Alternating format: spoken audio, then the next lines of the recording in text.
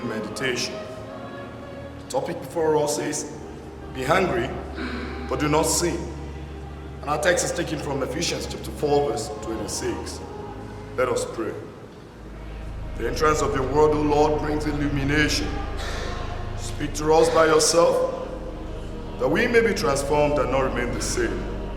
This we ask for, in the name of our Lord and our Savior, Jesus Christ. Amen. The phrase, be hungry, is actually in the imperative mood. Paul wasn't just saying if you get angry. He's acknowledging the fact that in this fallen world, righteous indignation is a proper response to evil. In John chapter 2, Jesus got angry. He overturned the tables of the money changers in the temple. In Mark chapter 3, verse 5, he looked at the Pharisees with anger because of their hard hearts. The point is, a person who never feels anger in the face of injustice, abuse, or falsehood is likely indifferent or not holy.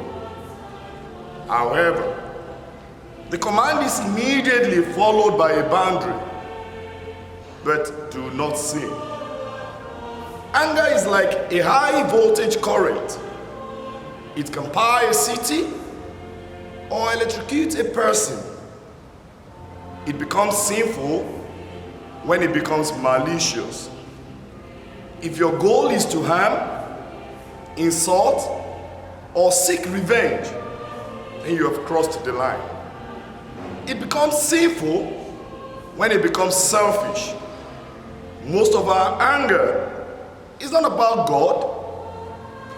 It's about our ego, our convenience, or our rights being stepped on. It becomes sinful if it loses control. Proverbs chapter 14, verse 17 says, a man of quick anger, a man of quick temper, acts foolishly. In Numbers chapter 20, God instructed Moses to speak to the rock. But out of frustration due to the unbelieving heart of the people, Moses yelled at the people of Israel and struck the rock twice. That cost him and his brother Aaron the promised land. Brethren, be calm. By staying calm, you can see the big picture and avoid making impulsive choices you may later regret. Paul didn't just give a 24-hour rule by saying, do not let the sun go down on your anger. It's a principle of urgency. Anger can be highly volatile if it is not dealt with quickly through forgiveness or resolution. It could ferment, and when it ferments, it brings bitterness. When it's bitter, it brings malice.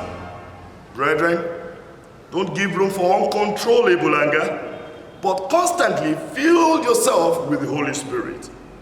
Be angry, but do not sin. Let us pray. Heavenly Father, help us with the boldness to speak at the time to speak, and the grace to be silent when to be silent. This we ask for in the name of our Lord and our Savior, Jesus Christ. Amen. Now is the healing time, he grieves for sins of heart, of mind.